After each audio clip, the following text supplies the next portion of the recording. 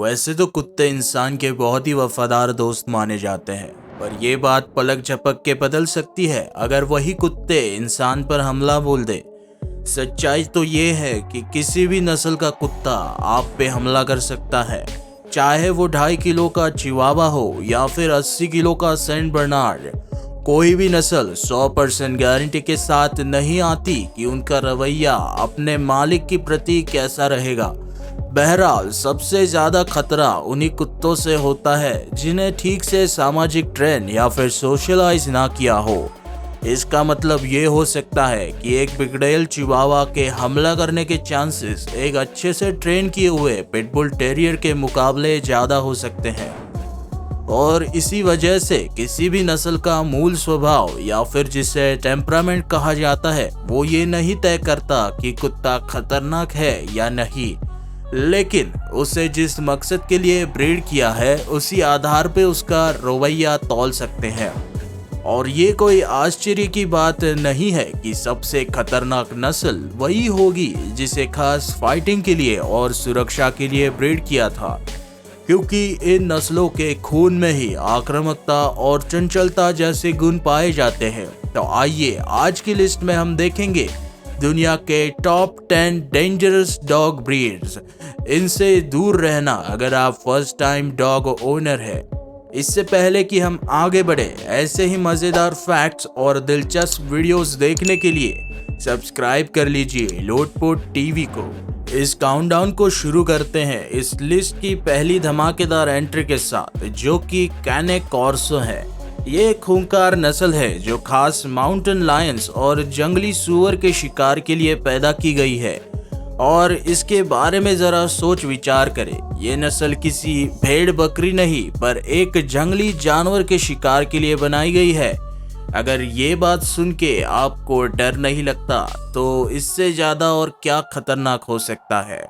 इनके डरावने लुक्स और रेपुटेशन के बावजूद ये एक अच्छे फैमिली पेट बनने के लायक है, क्योंकि ये नस्ल काफी आत्मविश्वास से भरी होती है और इन्हें शुरुआत से ट्रेनिंग की जरूरत होती है। अगर पर्सनालिटी की बात करेंगे तो चाव चाव किसी टेडी बेयर से कम क्यूट नहीं लगता, पर इस गलतफहमी में बिल्कुल मत रहना कि ये बर्ताव में भी टेडी बेयर जैसा होगा, बल्कि इसके विपरीत चाव चाव बहुत ही खूंखार और आत्मसम्मान से भरा होता है। ये नस्ल अपने मालिक पर हमला करने से भी नहीं हिचकिचाती अगर इससे कोई काम इसकी इच्छा विरुद्ध करवाए जाए। चाव चाव आलसी होने के साथ साथ चिड़चिड़े और अनजान व्यक्ति के प्रति असहिष्णु होते हैं। इसी कारण इनके ओनर्स भी एक स्ट्रॉन्ग और शांत पर्सनालिटी वाले होने चाहिए, नहीं तो ये नस्ल के कुत्ते किसी की भी नहीं सुनते। टोसा इनू एक दुर्लभ नस्ल है और जापान में इसे ब्रीड किया गया था, और ये कुत्ता भी अपने बुरे बर्ताव के लिए बदनाम है। बहुत से टोसा इनू मूलतः ना दबने वालों में से होते हैं और इसी वजह से ये नस्ल अपने ही मालिक पर भी हमला कर सकती है। और ये बात ही काफी नहीं थी कि इस नस्ल की काटने की शक्ति कुत्तों में सबसे ज्यादा होती है। और आप जान ही गए होंगे कि ये नस्ल एक अच्छी फैमिली पेट नहीं बन सकती। सच बताओ तो पेरादे प्रेसा कैनेरियो एक मूलतः खूंखार कुत्ता नहीं है, लेकिन इसका विशाल शरीर और बुद्धिमत्ता इसे एक शांत और आत्मविश्वासी कुत्ता बनाता है। हालांकि पेरो दे प्रेसा कैनेरियो अनजान लोगों के बीच एक खतरा बन जाता है। यह नस्ल अनजान व्यक्ति के प्रति जिज्ञासु ही नहीं बल्कि शिकारी प्रवृत्ति भी दिखाता है। इसी वजह से यह अप्रत्याशित तौर से हमला बोल सकता है और भारी नुकसान कर सकता है। इसी वजह से इसे शुरुआत से ही अच्छी ट्रेनिंग और सामाजिक बनाना जरूरी होता है, और इस नस्ल को ज़्यादा से ज़्यादा एक्सरसाइज की ज़रूरत होती है ताकि ये आक्रामक ना बन सके। बुलडॉग दुनिया का एक सबसे दुर्लभ नस्ल है और ये पाकिस्तानी कुत्ता बहुत ही अप्रत्याशित व्यवहार होने के वजह से बिल्कुल भी एक अच्छा फैमिली पेट नहीं माना जाता, और उसके काफ़ी सारे वजह भी है। ये अपने मालिक के ऊपर भी हमला कर सकता है और इनको ट्रेन करना कोई मामूली बात नहीं है। लेकिन बुलडॉग के इस बर्ताव के लिए अपनी राय बनाने से पहले ये जान लीजिए कि ये नस्ल सालों साल से एक फाइटिंग डॉग के तौर पर विकसित की गई है और इसी के चलते इसमें आक्रामकता, चंचलता और शिकारी वृत्ति जैसे गुण भरे गए हैं। दृढ़ निश्चय, ताकतवर और स्वावलंबी अकीता किसी नौसिखिए डॉग ओनर के लिए नहीं बना और इसी प्रभावशाली गुणों की वजह से अकीता हमेशा एक लीडर बनने की कोशिश करता है और ये एक फर्स्ट टाइम डॉग ओनर को हैंडल नहीं हो पाएगा। उससे ये बात हजम ही नहीं हो पाती कि वो किसी इंसान से या किसी और कुत्ते से कम है और यही लक्षण अकीता को एक आक्रामक और जुझारू कुत्ता बनाते हैं और वे अपने फैमिली के अलावा बाकी कुत्तों के लिए और लोगों के लिए एक खतरा बन सकते हैं। इसीलिए आपको हमेशा सतर्क रहना जरूरी होगा अगर आप एक अकीता के मालिक हैं। और यही नहीं, ये कुत्ता अपने खाने को लेकर भी काफी सुरक्षात्मक होता है।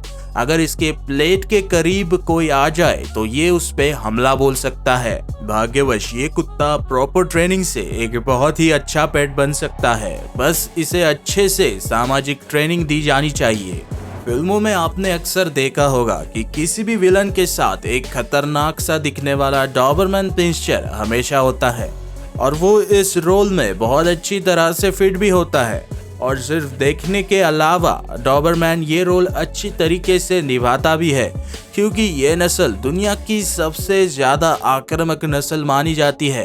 हालांकि डॉबरमैन अपने परिवार वालों के प्रति बहुत प्रेम से व्यवहार करते हैं, क्योंकि वो बेसिकली एक गार्ड डॉग यानी कि रक्षण करने के लिए ही बनाए गए हैं और इनकी ये बेजोड़ वफादारी ही दूसरों के लिए एक खतरा बन सकती है, क्योंकि अगर उनको खतरे की भनक लगती है तो वो अपने परिवार के रक्षा के लिए किसी भी व्यक्ति पर हमला करने से पहले बिल्कुल भी हिचकिचाएंगे नहीं और इसी वजह से उन्हें किसी अनुभवी और आत्मविश्वास से भरे ट्रेनर से ही ट्रेनिंग दी जानी चाहिए, नहीं तो वो सिचुएशन को अपने हिसाब से हैंडल करेंगे।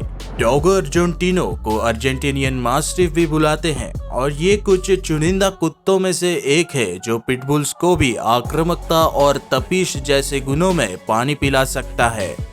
बल्कि ये नस्ल इतनी खतरनाक है कि इसे पालना कई देशों में जैसे ऑस्ट्रेलिया, सिंगापुर, यूक्रेन और यूनाइटेड किंगडम में इलीगल करार किया गया है। डॉग अर्जेंटिनो के ब्रीडिंग का मकसद ही बड़े जानवरों का शिकार करने के लिए और अपने परिवार की सुरक्षा के लिए किया गया है।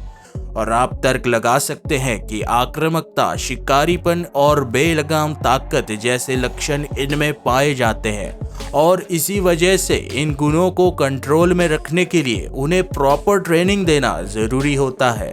रॉटवाइलर कुत्ता अपनी गुस्सैल और बार बार आक्रामक हो जाने की आदत की वजह से बदनाम है। दुर्भाग्य से इनकी यह रेपुटेशन ऐसी ही नहीं बनी, क्योंकि एक खुला हुआ अव्यवस्थित रॉटवाइलर एक खूंखार जानवर से कम नहीं है। फिर भी वेटरनेरियंस यानी कि जानवरों के डॉक्टर्स का मानना है कि रॉटवाइलर्स अपने फैमिली के आसपास काफी विनम्र और शांत रहते हैं। उनके अंदर का शैतान तभी जागता है जब उनको या उनके परिवारजनों को कोई अनजान व्यक्ति तंग कर रहा हो, और ये बात जाहिर तौर पे सही होगी क्योंकि वे खास गार्ड या फिर सुरक्षा के लिए ही पैदा किए गए हैं। हालांकि उन्हें बचपन से ही ट्रेनिंग देना उचित होगा। अगर आप किसी जिम्मेदार पिटबुल के ओनर से ये पूछेंगे कि क्या पिटबुल एक खतरनाक कुत्ता है, तो वो जवाब में आपसे यही कहेंगे कि ये तो एक गलत फहमी है। पिटबुल टेरियर्स तो दुनिया के सबसे प्यारे कुत्ते होते हैं, पर शायद वो ये भूल रहे हैं कि उनके प्रॉपर ट्रेनिंग की वजह से ये खूंखार कुत्ता अब एक प्यारे से कुत्ते में बदल गया है। एक नस्ल के तौर पर पिटबुल्स दुनिया पर जन्म लेने वाले आज तक के सबसे खतरनाक कुत्ते हैं और इसके कई सारे कारण हो सकते हैं। वे उनके संपर्क में आने वाले किसी को भी एक बड़ा खतरा बन सकते हैं, क्योंकि वे बनाए ही गए थे डॉग फाइटिंग जैसे इल्लीगल कामों के लिए। आक्रामकता और तपीश जैसे गुण उनके रगों में दौड़ते हैं, क्योंकि यही गुण ब्रीडिंग के दौरान उनमें जानबूझकर भरे जाते हैं। बहरहाल पिटबुल्स के काटने का तरीका सबसे ज्यादा खतरनाक होता है, क्योंकि काटते समय वे जोर जोर से झपटते हैं और चाहे कुछ भी हो जाए वो अपने शिकार को बिल्कुल नहीं छोड़ते। यही वजह है कि पिटबुल अटैक्स में इंसान को काफी बार गंभीर चोट या फिर मौत तक हासिल हुई है। तो दोस्तों यही थी आज की अपनी 10 most dangerous dogs on the planet की लिस्ट। और नौसिखियों को इन कुत्तों को पालने की सलाह हम बिल्कुल नहीं देते। दोस्तों अगर ये वीडियो आपको पसंद आई हो तो वीडियो को लाइक करना ना भूले। मिलेंगे एक और नई दिलचस्प वीडियो को लेकर, तब तक goodbye and take care.